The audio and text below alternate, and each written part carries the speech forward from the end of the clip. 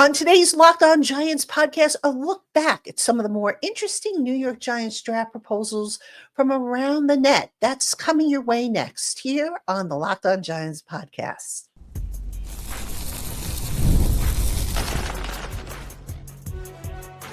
You are Locked On Giants, your daily New York Giants podcast, part of the Locked On Podcast Network, your team every day. Hello, New York Giant fans, and welcome to another edition of the Locked On Giants podcast, part of the Locked On Podcast family, your team every day. I'm your host, Patricia Traina, credential member of the New York Giants media for Locked On, as well as for New York Giants on SI, which is where you can find all of my written work. And as always, welcome on into my Blue Crew community members, my everydayers, my newcomers, and everybody in between. Thank you so much for spending part of your day with us here on the Locked On Giants podcast, making us your first listen of the day. And today's episode of the Locked On Giants podcast is brought to you by the all-new 2025 Nissan Armada. Stay tuned for the Armada Player of the Week later in the show. All right, on today's Locked On Giants podcast, I've been looking at mock draft proposals and scenarios. I've been writing them. I've been talking about them, basically going back to the middle part of January when the Giants' 2024 season ended. And there's been some interesting ones that have been proposed and some ideas that were people were very gung-ho about, and then they kind of, retreated from, given how the Giants offense and defense evolved in free agency. So I thought we would just kind of go back and revisit some of them and see just which one of these ideas still makes sense and which ones really don't. On paper at any rate. So that's today's show. And we're going to kick things off with trades. We're going to talk trade up and trade down. So let's start off by talking about trades up. Now, way back in the beginning of the mock draft season, there was talk that the Giants might consider looking to trade up with the Tennessee Titans, who hold the number one pick overall, so that the Giants could put themselves in a position to get the quarterback that they wanted. Now, the reason for that, in part, was because a lot of people found out that the Giants were willing to trade assets to get Matthew Stafford of the Los Angeles Rams in a trade. And they figured, okay, you know what? If they were so willing to trade for Matthew Stafford, obviously they're willing to trade to get their quarterback. So why not, project them to trade with Tennessee and get Tennessee to move down to 3 and the Giants get to move up? Well, on paper, it made sense, but the difference is this is a Giants regime that has to win now. And they apparently were of the opinion that trading away assets for a guy who could help them win now in Matthew Stafford made sense. Whereas you've kind of have seen the talk of the Giants trading up in the draft order. You've seen that kind of, cool down. And the reason for that is because there's really no quarterback in this class that the Giants are willing to move heaven and earth for. All right. So you go back again to 2004, Eli Manning. The Giants were willing to move heaven and earth to get Eli Manning. Now, they had to get him, obviously, in a trade after the San Diego Chargers took him. And, so it wasn't your traditional draft trade. So the Giants, I think at the time they picked Phillip Rivers, and they had to package Rivers and a bunch of other picks to the Chargers, who sent them Eli Manning in return. All right. There isn't a quarterback in this year's class that I think you can make a case for giving up a small king's ransom. So because of that, this talk of the Giants trading up, I don't see it happening. I don't see a whole lot of mock drafts still proposing it, especially now that it seems more likely than ever that the Titans are going to select Cam Ward of Miami with the first overall pick. And if you want to get the Titans to move off of that pick, then you better be prepared to give up multiple first-round picks, not just this year's first-round pick, which is basically a swap, but also next year's first-round pick and possibly the year after. Well, no team's going to do that, all right? It's just I don't see any team giving up their next 2 first-round picks. It doesn't make sense. I mean, the Giants, they're not a quarterback away. Now, and especially, You look at the state of this team and where this regime is. This regime has to win. They can't right now afford to take a quarterback, trade away assets to get that quarterback, and hope that against this schedule of opponents that they're going to win games. That's why they went the veteran route. Now, ultimately, yes, they are going to need a franchise quarterback. They are going to need to go to the draft to find that guy.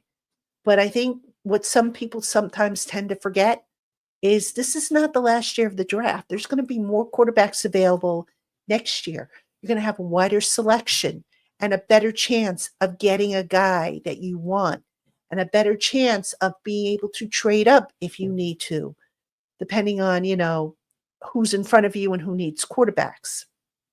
So if you're playing the odds would say that your chances of getting a franchise quarterback next year a lot better than this year if you're the New York Giants, which is why they went the veteran route.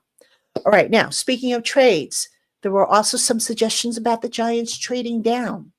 Now I've seen mock drafts that have them trading out of the first 10 picks. I've seen some suggestions where they have traded down 2 or 3 spots, and the thinking has always been stock up on draft picks for next year. If you trade down to, like, I saw one from the 33rd team, I think it was written by Marcus Mosher, our very own Marcus Mosher of Locked On Cowboys, who basically said, hey, if you're the Giants, stock up, trade down, get an extra first round pick that you can use next year if you need it. Now, this is a theory earlier in the year. I even suggested that the Giants trade down. All right. But upon further review and seeing how the roster has kind of filled out in free agency, it doesn't make sense to do it. All right. And I say that knowing that the likelihood of the Giants getting comp picks next year is probably slim to none. I think the Giants did too much with free agency to where I don't think they're going to get any comp picks. So you're the Giants, you stay put. Don't get cute. Don't get creative. Take the best player available on your board. This regime needs to win now. And while, a franchise quarterback would suit you very well for the future, there is a chance, albeit, right now it's 50-50 because we don't know, that this regime might not be here next year. Okay, depending on how this team does in 2025. So does it really make sense knowing that, okay, you've got Russell Wilson under contract, you've got Jameis Winston under contract? Play this year out. See if the team is going in the right direction, and if this regime is going to continue moving forward you're going to continue moving forward with this regime. Play it out. And then if everything goes well, again, look for your franchise guy next year. Don't force a pick this year. So that's kind of how I see it playing out for the Giants. I think that is the thinking behind what they may do. Go for, stay put, take the best available. Now, the latest mock drafts have Cam Ward obviously going to Tennessee and Travis Hunter going to Cleveland. Although, Cleveland's always a wild card. You never know what they're going to do. So if that's how the first 2 rounds play, or the first 2 picks play out, then the Giants, you take Abdul Carter and you don't think twice about it. And for those of you who are saying, why would you take another pass rusher? You've got Kayvon Thibodeau, you've got, Brian Burns, you just signed Chauncey Golston. Yeah, folks, hi. The Giants in 2007 had Michael Strahan, they had Justin Tuck, they had Osi Umenyiora, they had Dave Tollefson. They were 4 deep, and they found ways to use those guys. All right, so don't discount adding another guy at another position just because they've got quantity. All right, it's all about quality. And if you can get yourself an extra pass rusher, and we all saw how the pass rush, it wasn't horrible last year, but it wasn't top 10. You want to get more pass rushers on the field. You can never have too many pass rushers, as Ernie Accorsi, the one-time general manager of the Giants, once said.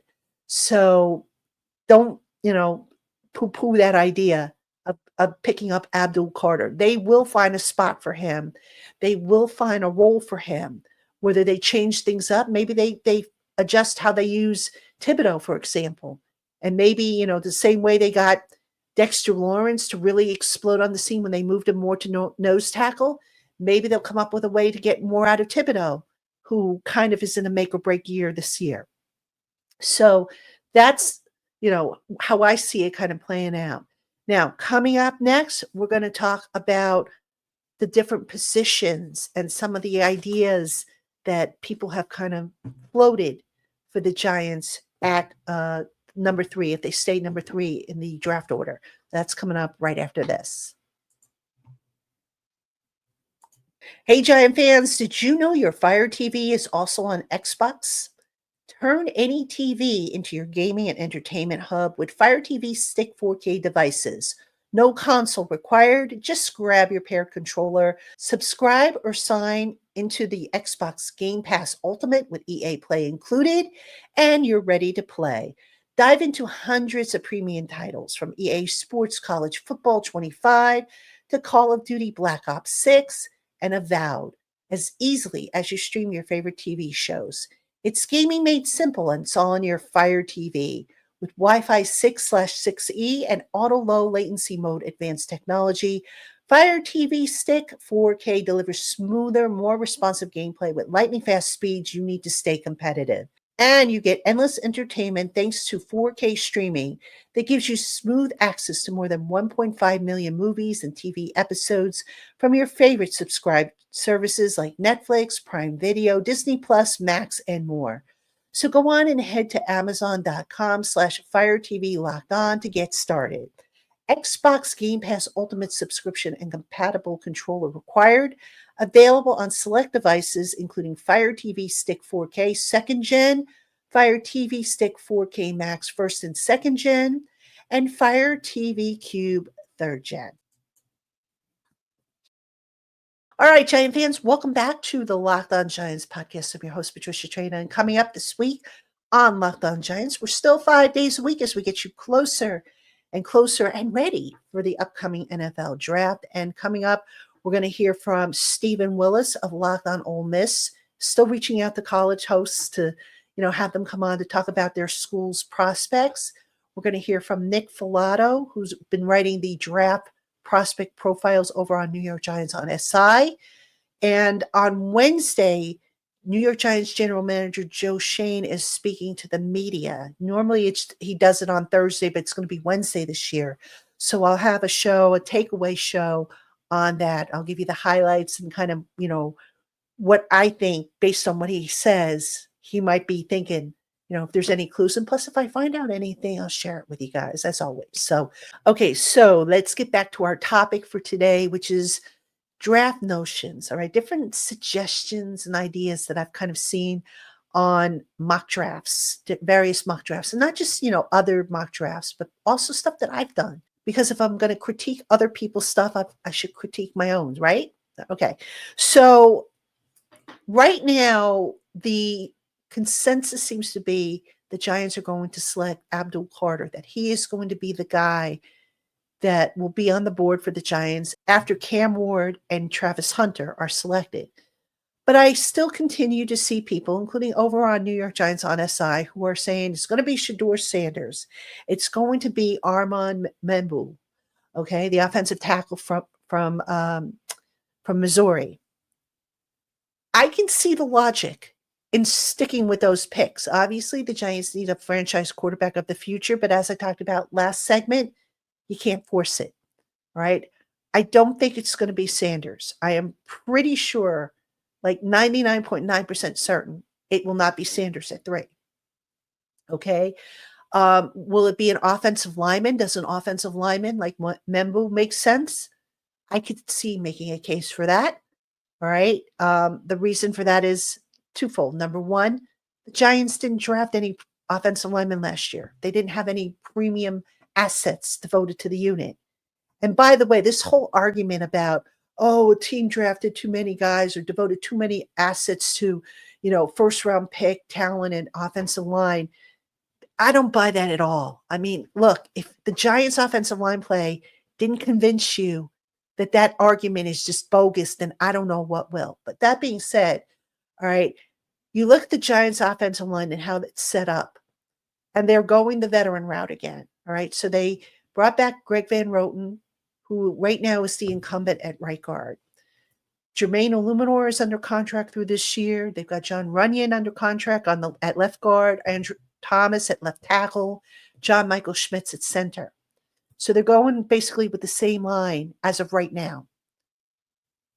And for the depth, they addressed offensive line, specifically offensive tackle depth. Stone Forsythe and James Hudson the third. One of those two guys is going to be the swing tackle. But the guard spot, the backup interior lineman, they still, they've got choices. Jay Kubas, they're going to see if Evan Neal can handle it. They've got Joshua Azudu. Austin Schlottman is still under contract. But here's the thing, folks, and I've been saying this for I don't know how long. The Giants don't have solid young depth in the wings being developed. And that is a problem. All right. The way to build up that offensive line is, okay, great. You're going with the veteran route for now, which is fine. You had to do it. But you've got to get young talent in here. Okay. Let them develop the way, Carmen Priscillo, James Ferenc, let them develop these guys accordingly to the techniques and different, styles of play that they want them to play that fit what they're doing on offense. The Giants have been really bad at that. And that necessitates them going out to free agency, having to spend big bucks on guys to bring them in. And it's like an endless cycle. And it drives me crazy because it's, you should always be drafting offensive linemen in case someone doesn't work out, bring them in. What's the big deal? It's an important position. Probably, Joe Shane will say that quarterback is the most important position. But you know what? You could have Johnny Unitas back there, and it won't matter if your offensive line can't protect them. So I can make a case for devoting, a first-round pick if you wanted to on an offensive lineman, but probably not at 3 because now here's where value comes in and best available. And I'm not sure, even though Membu can play right tackle and just, thinking ahead that, okay, Jermaine Illuminor is in the final year of his deal. Will he be back or will he not be back? You can make a case for drafting Membu, but he's not going to play this year in all likelihood. So going back to where this team currently is, this team needs to hit the ground running out of the gate. They need to win games. They need for at least 3, if not 4, of their first draft picks to hit the ground running and contribute. So the way the team has kind of been set up in free agency, it's been set up to where you don't have to take a specific position. That said, offensive line is one I would consider, if I were the Giants, I would consider taking, not in the first round though. That's a case where if they were to trade down, then maybe it makes sense to grab an offensive lineman, but not at 3. So I see the logic behind the argument, taking offensive lineman in the first round, but not at 3. I don't think the value's there. I don't think the best player available is there at 3. Now, quarterback, we've talked a little bit about that. The way the Giants are set up at quarterback with Russell Wilson and Jameis Winston, those two guys are going to do the heavy lifting. Now, this is exactly what the Giants were hoping to do last year, with one exception. There was still some doubt, and I don't think the Giants will ever admit to this, but there was still some doubt as to whether Daniel Jones last year was going to come back from his knee injury and be a functional, quarterback moving forward, which it turns out, well, we know how it turns out. So the plan that last year was to hopefully get a franchise quarterback, let him sit for a little bit, and then have a natural transition.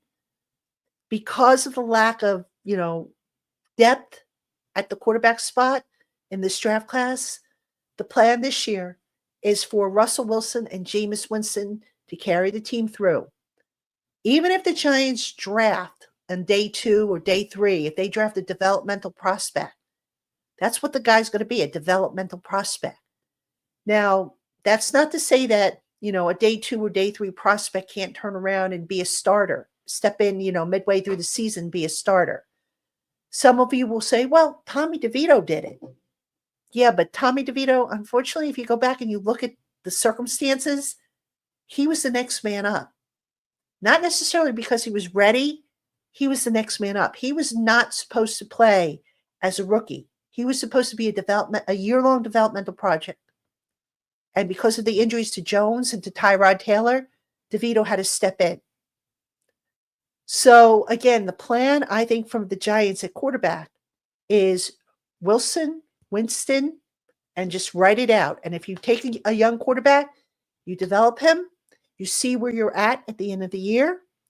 If you like the direction the kid's going in, you know what? Now, at very least, you've got a backup. Or if things work out, you've got your future starter. But that's how I see the Giants going. So to the point about, taking a quarterback at number 3, I don't think there's really anybody, value-wise that makes sense there. And, no disrespect to Shedeur Sanders or any of the other quarterbacks in the class, but you're not going to convince me that, that Travis Hunter, that Abdul Carter, that those guys don't have a little bit more value on draft boards than, Sanders and some of these other quarterbacks, the Kyle McCords, the Tyler Shucks, and so forth.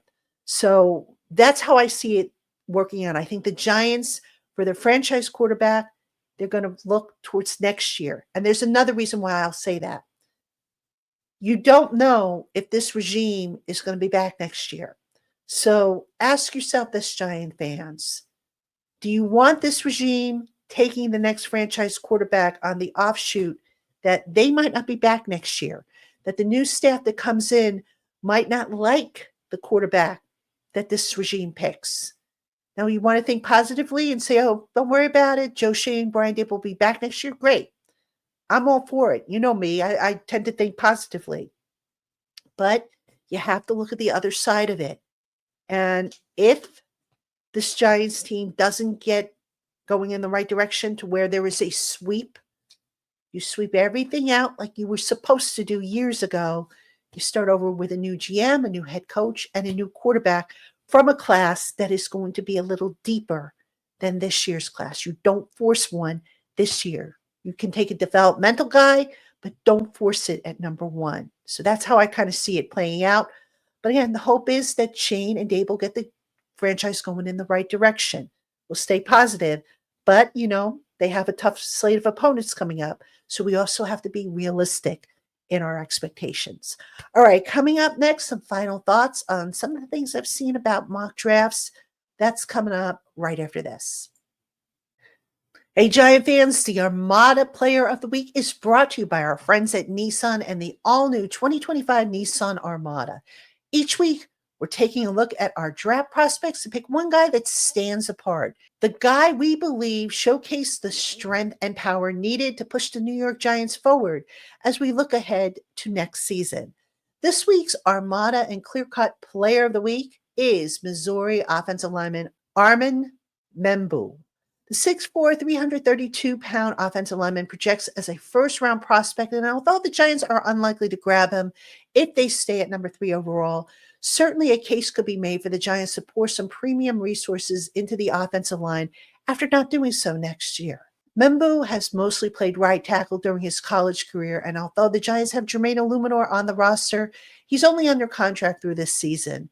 And if there's something the Giants lack other than a franchise quarterback, it's young offensive line depth waiting in the wings to be developed into future roles where they can go forth and conquer. And speaking of going forth and conquering, the all-new Nissan Armada is ready to conquer the road ahead with confidence, just like any of their outstanding vehicles. Take the Nissan Armada, Rogue, or Pathfinder and go find your next big adventure. Shop NissanUSA.com. All right, Giant fans, welcome back to the Locked On Giants podcast. I'm your host, Patricia Traina. And some final thoughts on some of the mock draft scenarios and, how they align with what the Giants are doing. Look, the Giants have set their roster up thanks to free agency to where they can go in any number of directions, not just in the first round, but throughout the draft. when you look at their most glaring needs, yes, franchise quarterback is one of them, but they have a temporary solution. I made this comparison on New York Giants on SI in a mailbag that I did on Saturday. And I kind of look at the quarterback situation almost like a dental crown. All right. When you go to the dentist, for those of you who have never had a crown done, when you go to the dentist to get one done, they usually, drill away the tooth. They put a temporary crown on there. And then they order a permanent crown. And then when that comes in, they take the temporary off and they put the permanent in. And that permanent one is to last you for, however many years. It's kind of the same situation, I think, right now with the quarterback, right? So I look at Russell Wilson, who's on a 1-year deal, Jameis Winston, who's on a 2-year deal. They're kind of like, if you will, the temporary crowns. And then the permanent crown is still to come. So that's really, in terms of the most glaring position needs, that's probably one. But it's one that they don't need to address really this year. They can get by with the temporary crown, if you will. Looking across the board, running back, they could use more depth, obviously. It's a deep class, and I'd like to see them dip into that class and get a guy to eventually replace Devin Singletary, who's collecting the last of his guaranteed money this year.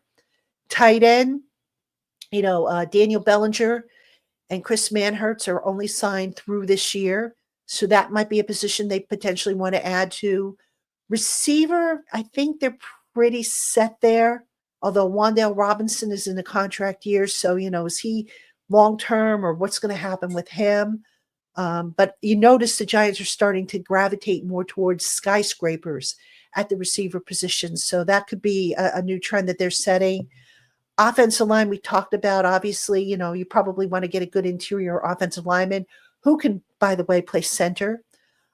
Defensive line, that's a need. Is it glaring?